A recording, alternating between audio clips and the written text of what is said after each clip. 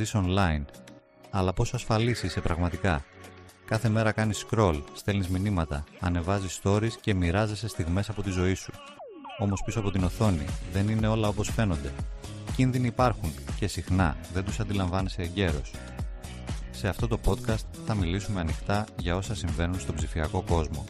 Από τον διαδικτυακό εκφοβισμό και τις απάτες μέχρι την παραπληροφόρηση και την προστασία των προσωπικών σου δεδομένων. Όχι με φόβο, αλλά με γνώση. Γιατί το να είσαι online δεν σημαίνει απλώς να είσαι συνδεδεμένος. Σημαίνει να είσαι και προστατευμένος.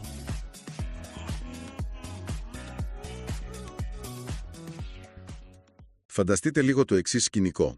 Ένας άνθρωπος γυρίζει σπίτι του, ανοίγει την πόρτα και βλέπει έναν άγνωστο να φοράει τα ρούχα του. Ανατριχιαστικό από μόνο του, έτσι. Ναι, εντελώς. Και κάτσε, έχει και συνέχεια. Αυτός ο άγνωστος κάθεται εκεί, μιλάει στο τηλέφωνο με τους φίλους του ιδιοκτήτη και την ίδια στιγμή του αδειάζει τον τραπεζικό λογαριασμό. Απίστευτο. Το πιο τρομακτικό όμως, ξέρεις ποιο είναι? Ότι αυτός ο άγνωστος δεν έσπασε κανένα παράθυρο για να μπει, δηλαδή δεν παραβίασε καμία κλειδαριά, απλώς περπάτησε μέσα σαν να ήταν ο ιδιοκτήτης. Στον φυσικό κόσμο, ναι, αυτό ακούγεται σαν σενάριο επιστημονικής φαντασίας. Ακριβώς. Γιατί η ανθρώπινη εξέλιξη μας έχει προγραμματίσει να αναγνωρίζουμε τον κίνδυνο όταν κάτι έχει όγκο, όταν κάνει θόρυβο ή όταν έχει, ας πούμε, φυσική παρουσία. Όμως, αυτό ακριβώς το σενάριο που περιέγραψα συμβαίνει καθημερινά, κατά χιλιάδες, σε έναν κόσμο όπου οι απειλές είναι εντελώς αόρατες. Και νομίζω βασικά η απουσία αυτής της οπτικής επιβεβαίωσης είναι ίσως η μεγαλύτερη πρόκληση της εποχής μας. Ο ανθρώπινος εγκέφαλος είναι εξαιρετικός στο να αποφεύγει μια τεράστια λακκούβα στον δρόμο ή στο να αναγνωρίζει ένα άγριο ζώο. Ναι, γιατί το βλέπεις. Ακριβώς. Επειδή ο κίνδυνος έχει γεωμετρία. Όταν όμως μεταφέρουμε αυτή την ανάγκη για οπτικά σήματα στο ψηφιακό περιβάλλον, βρισκόμαστε πρακτικά τυφλοί. Σωστό. Οι κίνδυνοι δεν έρχονται με προειδοποιητικές πινακίδες, ούτε κάνουν θόρυβο. Κρύβονται πίσω από αλγόριθμους, πίσω από λογότυπα που μας είναι οικεία και φυσικά πίσω από πολύ φιλικά μηνύματα. Κάτι που μας φέρνει απευθείας στο επίκεντρο της σημερινής μας βαθιάς ανάλυσης.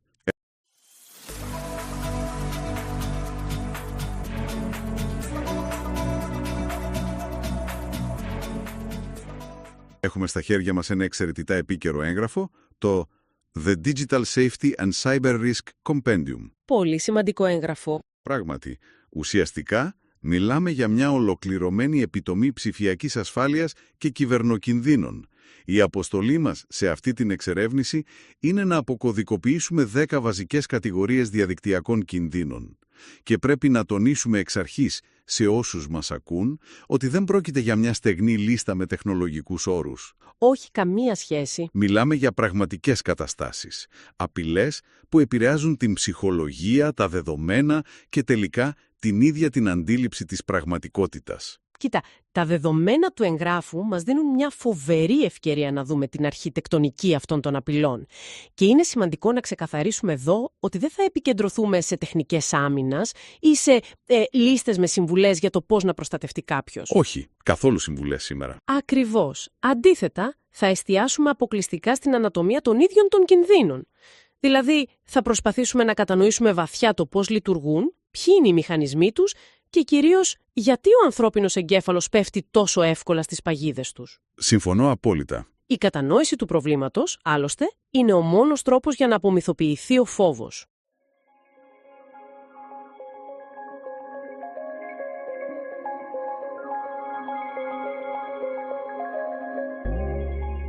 Ωραία. Ας το αναλύσουμε αυτό λοιπόν. Ξεκινάνε με την πρώτη μεγάλη κατηγορία του εγγράφου, η οποία αφορά την ψυχολογική στόχευση, τον εκφοβισμό και την εκμετάλλευση. Και νομίζω είναι πολύ λογικό να ξεκινήσουμε από εδώ. Ναι, γιατί είναι ίσως το πιο άμεσο. Ακριβώς. Αυτοί οι κίνδυνοι δεν επιτίθενται σε μηχανήματα, ούτε προσπαθούν να σπάσουν κάποιον κωδικό. Στοχεύουν απευθείας στον ανθρώπινο ψυχισμό. Το έγγραφο ορίζει αρχικά τον διαδικτυακό εκφοβισμό, το γνωστό cyberbullying, ως μια επαναλαμβανόμενη επιθετική συμπεριφορά. Επαναλαμβανόμενη, ναι. Αναφέρει παραδείγματα όπως προσβολές, απειλές ή δημόσια έκθεση, με ξεκάθαρο στόχο την ψυχολογική πίεση ή την ταπείνωση. Και η λέξη κλειδί εδώ νομίζω είναι η επαναλαμβανόμενη. Απόλυτα. Δηλαδή, πόσο πιο ασφικτικό γίνεται αυτό όταν η δημόσια έκθεση δεν αφορά, τους 30 συμμαθητές σε ένα προαύλιο, αλλά ένα δυνητικό κοινό χιλιάδων αγνώστων στο διαδίκτυο. Αυτό που έχει τεράστιο ενδιαφέρον εδώ είναι η πλήρης κατάργηση των γεωγραφικών και χρονικών ορίων. Δηλαδή, στον φυσικό κόσμο, το προαύλι του σχολείου, όσο εχθρικό κι αν είναι, έχει τείχους. Σωστά. Φεύγεις και τελειώνει. Έτσι, ο μαθητής ή ο εργαζόμενος επιστρέφει στο σπίτι του, κλείνει την πόρτα και έχει ένα ασφαλές καταφύγιο. Στον διαδικτυακό εκφοβισμό όμως, η ταπείνωση είναι ψηφιακά αφάνατη και πανταχού παρούσα. Μια προσβλητική φωτογραφία ή ένα κακόβουλο σχόλιο δεν σβήνει απλά στον αέρα. Μένει εκεί για πάντα. Μένει, καταγράφεται, αναπαράγεται με γεωμετρική πρόοδο και το χειρότερο, ακολουθεί το θύμα μέσα στο ίδιο του το υπνοδωμάτιο, μέσω των ειδοποιήσεων του κινητού. Είναι τρομακτικό αν το σκεφτείς. Πολύ. Το καταφύγιο παραβιάζεται και το θύμα νιώθει ότι βρίσκεται υπό διαρκή πολιορκία 24 ώρες το 24ωρο. Πράγμα που, εξηγεί απόλυτα τα τεράστια ποσοστά ψυχολογικής κατάρρευσης που βλέπουμε. Είναι μια διαρκής αίσθηση ασφυξίας.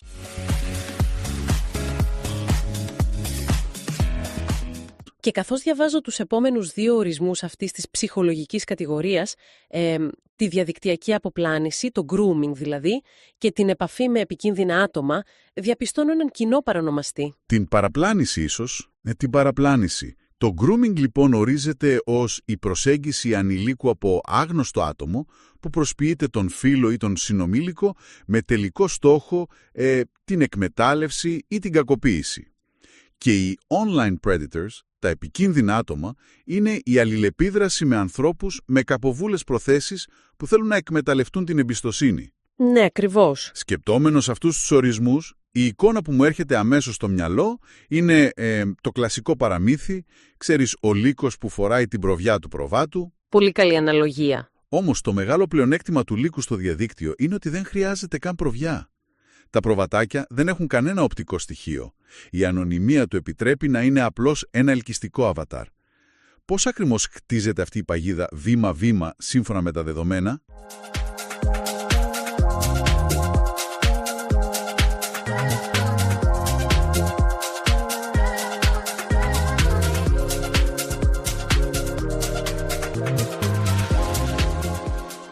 Λοιπόν, η διαδικασία του grooming δεν είναι ένα στιγμιαίο γεγονός. Αυτό πρέπει να το τονίσουμε. Είναι ένας εξαιρετικά μεθοδικός μηχανισμός. Ο θήτης δεν ξεκινά ποτέ με επιθετικότητα. Αντίθετα, περνάει το θύμα μέσα από ένα, ας το πούμε, χωνί χειραγώγησης. Δηλαδή πώς, σαν να τον ψήνει σιγά-σιγά? Ακριβώς. Αρχικά σαρώνει ανοιχτούς χώρους, πλατφόρμες βιντεοπαιχνιδιών, μέσα κοινωνικής δικτύωσης, αναζητώντας κοινά ενδιαφέροντα. Στη συνέχεια παρουσιάζεται ως ένας σύμμαχος που κατανοεί τις ανησυχίες του εφήβου. Χρησιμοποιεί την ενσυναίσθηση κυριολεκτικά ως όπλο. Wow. Ναι. Το επόμενο κρίσιμο βήμα είναι η απομόνωση. Δηλαδή πείθει το θύμα να μεταφέρουν τη συνομιλία σε πιο ιδιωτικά, κρυπτογραφημένα κανάλια, λέγοντας φράσεις του τύπου «μόνο εγώ σε καταλαβαίνω» ή «μην πεις τίποτα στους γονείς σου». Και εκεί κλείνει η παγίδα. Έτσι. Η ψευδαίσθηση της οικειότητας λειτουργεί σαν αναισθητικό. Επειδή η τεχνολογία αφαιρεί τα οπτικά σημάδια, τον τόνο της φωνής, τη γλώσσα του σώματος ή την πραγματική ηλικία, επιτρέπει στον θήτη να χτίσει μια στρεβλή σχέση απόλυτης εμπιστοσύνης πριν καν απαιτήσει το οτιδήποτε. Κοίτα, εδώ είναι που γίνεται πραγματικά ενδιαφέρον. Γιατί εφόσον κατανοήσουμε πώς λειτουργεί η υφαρπαγή της εμπιστοσύνης, το επόμενο λογικό βήμα είναι να δούμε τι γίνεται όταν αυτή η εμπιστοσύνη μεταφράζεται σε δεδομένα.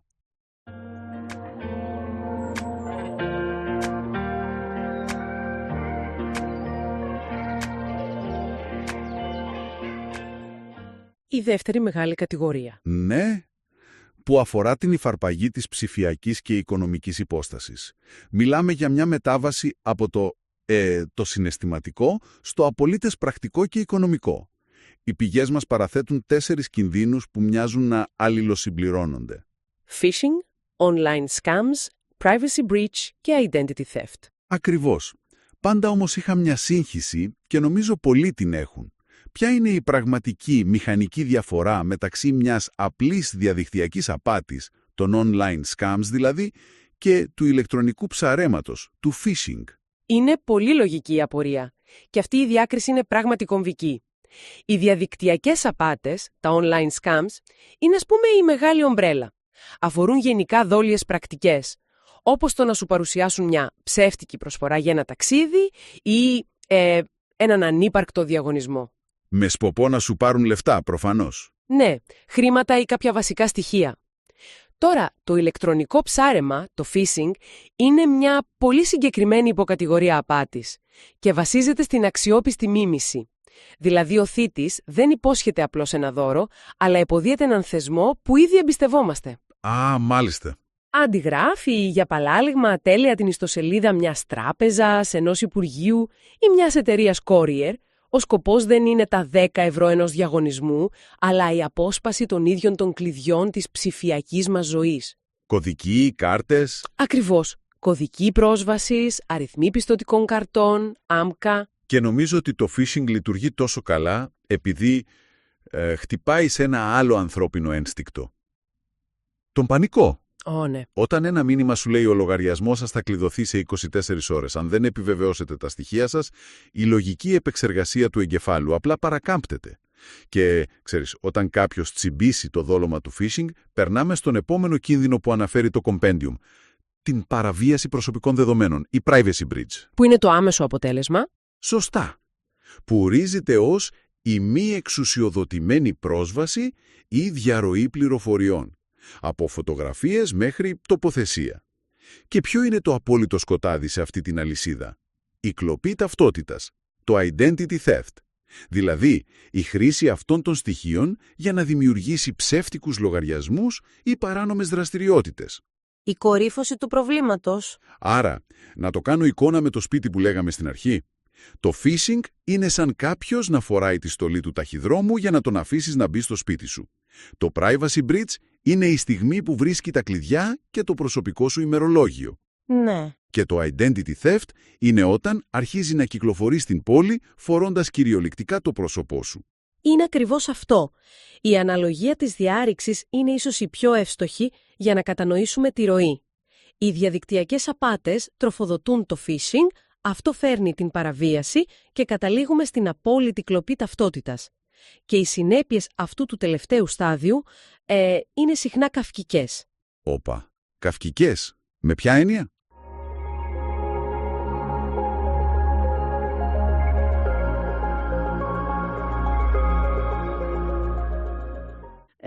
Φανταστείτε το εξής. Ένας ανυποψίαστος πολίτης πηγαίνει στην τράπεζα για μια απλή συναλλαγή και ξαφνικά ο υπάλληλος τον ενημερώνει ότι οφείλει 50.000 ευρώ από ένα δάνειο που πήρε χθες. Σοκ. Όταν ο άνθρωπος το αρνείται κατηγορηματικά, η τράπεζα του δείχνει την ψηφιακή υπογραφή του, τη σωστή διεύθυνση IP του, τα ταυτοποιούμενα του έγγραφα, ο υπολογιστής λέει ότι ο πολίτης ήταν πράγματι εκείνος που έκανε την πράξη. Τι λες τώρα? Και πώς το λύνεις αυτό? Εδώ είναι το καυκικό στοιχείο. Το βάρος της απόδειξης πλέον πέφτει στο θύμα. Πρέπει να αποδείξει στο ίδιο το σύστημα ότι ο ίδιος είναι ο πραγματικός του εαυτός και ότι ο ψηφιακός του σωσίας είναι ο απατεώνας. Μιλάμε για μια διαδικασία που απαιτεί τεράστιο χρόνο, χρήμα και φυσικά ψυχικό σθένος. Και όλα αυτά επειδή... Απλώς και μόνο επειδή κάποιος κλίκαρε σε ένα πολύ πιστικό σύνδεσμο κάποιες εβδομάδες πριν. Απίστευτο. Λοιπόν, τι σημαίνουν όλα αυτά? Μέχρι τώρα έχουμε αναλύσει δύο τεράστιες πυλώνες. Τις επιθέσεις στην ψυχολογία από άλλα άτομα και την υποκλοπή δεδομένων και χρημάτων. Πάλι από κακοβούλους τρίτους. Υπάρχει πάντα ένας επιτιθέμενος. Ακριβώς, υπάρχει ξεκάθαρα ένας θήτης και ένα θύμα. Όμως, διαβάζοντας τον τρίτο πυλώνα του εγγράφου, αυτόν που αφορά τη διαστρέβλωση της αντίληψης και της καθημερινότητας, θέλω να εκφράσω μια έντονη αμφιβολία. Σε ακούω. Μήπως όμως αντίθετα με το hacking ή το phishing, σε αυτή την κατηγορία είμαστε, με κάποιον τρόπο συνένοχοι? Συνένοχοι? Πώς το εννοείς? Δηλαδή, δεν υπάρχει κανείς να αναγκάζει έναν χρήστη να καταναλώνει ψευδείς ειδήσεις. Ο ίδιος ο χρήστης επιλέγει να κάνει κλικ. Ο ίδιος επιλέγει να δει βίωνο περιεχόμενο. Ο ίδιος κάνει ατελείωτο scrolling με τις ώρες.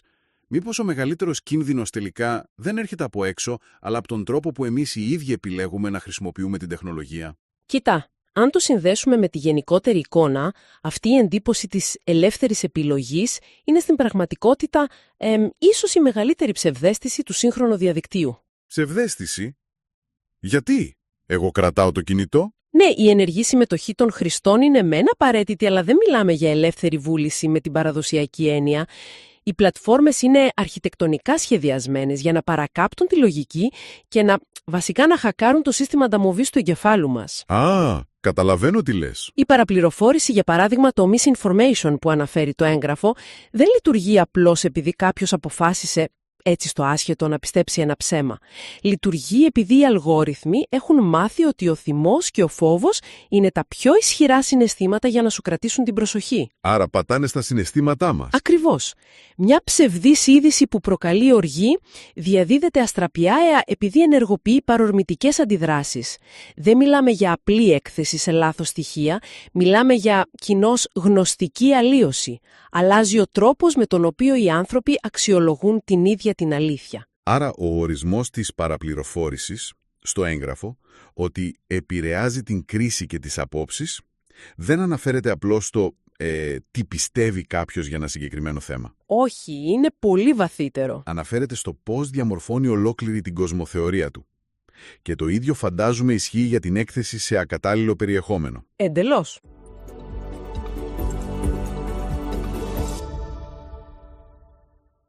Όταν η πρόσβαση σε βίαιο, σεξουαλικό ή επικίνδυνο υλικό γίνεται καθημερινότητα, το αποτέλεσμα δεν είναι απλώς το σοκ. Είναι η σταδιακή απευαισθητοποίηση, η κανονικοποίηση ακραίων συμπεριφορών, που τελικά, περνούν από τον ψηφιακό κόσμο στις πραγματικές ανθρώπινες σχέσεις. Η απευαισθητοποίηση είναι ακριβώς ο μηχανισμός. Και εδώ είναι που κουμπώνει ο τρίτος κίνδυνος αυτής της κατηγορίας. Ο εθισμός στο διαδίκτυο. Ναι. Το έγγραφο κάνει λόγο για υπερβολική χρήση με επιπτώσεις στη σχολική και κοινωνική ζωή. Πρέπει να κατανοήσουμε πώς προκύπτει αυτή η απώλεια ελέγχου. Οι εφαρμογές χρησιμοποιούν συστήματα μεταβλητής ανταμοιβής, ακριβώς όπως οι κουλοχέριδες στα καζίνο. Με τα likes και τα notifications δηλαδή. Ακριβώς. Κάθε φορά που ένας χρήστης ανανεώνει τη ροή ειδήσεων, κάνει το λεγόμενο pull to refresh, λαμβάνει μια μικρή, απρόβλεπτη δόση ντοπαμίνης. Αυτή η μηχανική τροφοδοτεί μια συμπεριφορά καταναγκασμού. Ο χρήστης σταδιακά αποκόβεται από τις φυσικές κοινωνικές αλληλεπιδράξεις. Γιατί? Διότι αυτές απαιτούν προσπάθεια και δεν προσφέρουν άμεση ντοπαμινεργική ικανοποίηση. Είναι πολύ πιο εύκολο να κοιτάς μια οθόνη από το να μιλάς σε έναν άνθρωπο. Ναι. Και εκεί νομίζω δημιουργείται ένας τέλειος φαύλος κύκλος. Πώς το εννοείς?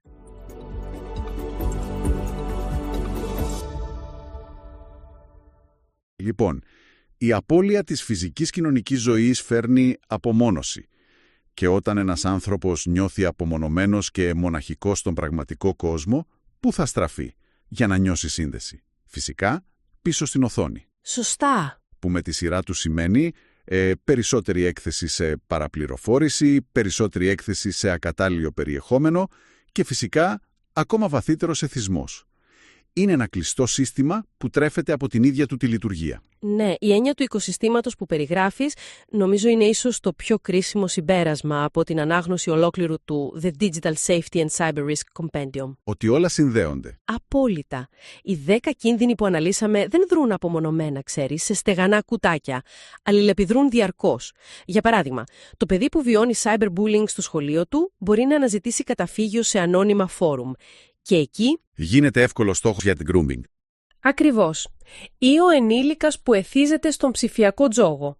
Γίνεται το τέλειο θύμα για online scams και phishing που τελικά θα οδηγήσουν πού αλλού στο identity theft. Το σύστημα είναι απόλυτα συνδεδεμένο από την ψυχολογική χειραγώγηση μέχρι την οικονομική αφέμαξη και τη διαστρέφλωση της πραγματικότητας. Είναι μια πραγματικά εντυπωσιακή και ειλικρινά τρομακτική αλυσίδα. Αναλύσαμε λοιπόν την αρχιτεκτονική αυτού του ψηφιακού τοπίου, είδαμε το πώς και το γιατί. Κάναμε μια καλή βουτιά στα δεδομένα. Ξεκινήσαμε με τις επιθέσεις που έχουν ως στόχο τον ίδιο τον άνθρωπο και την ικανότητά του να εμπιστεύεται. Τον εκφοβισμό, τους θηρευτές, την αποπλάνηση. Μετά προχωρήσαμε στους μηχανισμούς με τους οποίους αφαιρείται η ψηφιακή και η οικονομική ταυτότητα. Ναι, η αναλογία της διάρρηξης. Ακριβώς. Αναδεικνύοντας πως μια απλή απάτη μπορεί να καταλήξει σε πλήρη κλοπή μιας ολόκληρης ζωής. Και τελικά κατανοήσαμε πως η παραπληροφόρηση και ο εθισμός λειτουργούν ως αόρατοι μηχανισμοί που παραβιάζουν τον τρόπο που σκεφτόμαστε, όχι απλώς το τι κάνουμε. Και η αξία αυτής της ανάλυσης, ξέρεις, έγκυται στο γεγονός ότι πλέον η γνώση των μηχανισμών είναι ίσως το μοναδικό διαθέσιμο αντίδοτο. Όταν γνωρίζει κανείς ότι το αίσθημα του κατεπήγοντος σε ένα email είναι ο μηχανισμός του phishing. Ότι προσπαθούν να σε πανικοβάλλουν δηλαδή. Ναι, ή ότι η υπερβολική κατανόηση από έναν άγνωστο είναι το βασικό εργαλείο του grooming. Το σκοτάδι του ψηφιακού κόσμου αρχίζει να διαλύεται κάπως. Ο κίνδυνος μπορεί να μην αποκτά φυσική υπόσταση ή γεωμετρία, αλλά αποκτά λογική εξήγηση. Και αυτό που μπορούμε να εξηγήσουμε, μπορούμε και να το αντιμετωπίσουμε με κριτική σκέψη. Κρίση μεταξύ της επικίνδυνης λακκούβας στον φυσικό δρόμο και των αόρατων παγίδων στο ψηφιακό περιβάλλον. Σωστά.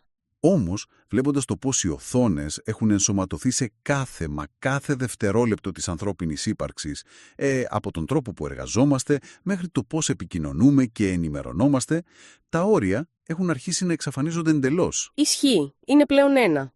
Καθώς λοιπόν το διαδίκτυο πάβει να είναι ένας χώρος που απλά επισκέπτεται κανείς και γίνεται το μόνιμο φόντο της ίδιας της πραγματικότητας, γεννάται μια σκέψη που αξίζει να διερευνήσουμε όλοι μας. Μήπως σε λίγα μόλις χρόνια από τώρα, όροι όπως διαδικτυακοί ή κυβερνοκίνδυνοι θα ακούγονται εντελώς αναχρονιστικοί? Δηλαδή να μην τους ξεχωρίζουμε καν. Ακριβώς. Μήπως θα μιλάμε απλώς για κινδύνους της ζωής, απαιτώντας τελικά μια ριζικά νέα φιλοσοφία για το τι σημαίνει στην πράξη η ανθρώπινη αυτοπροστασία στον 21ο αιώνα? Είναι μια πραγματικά μεγάλη πρόκληση για το μέλλον. Μια ανοιχτή πρόκληση, πράγματι. Και κάπου εδώ ολοκληρώνουμε τη σημερινή μας εκτενή συζήτηση. Στο επανειδήν.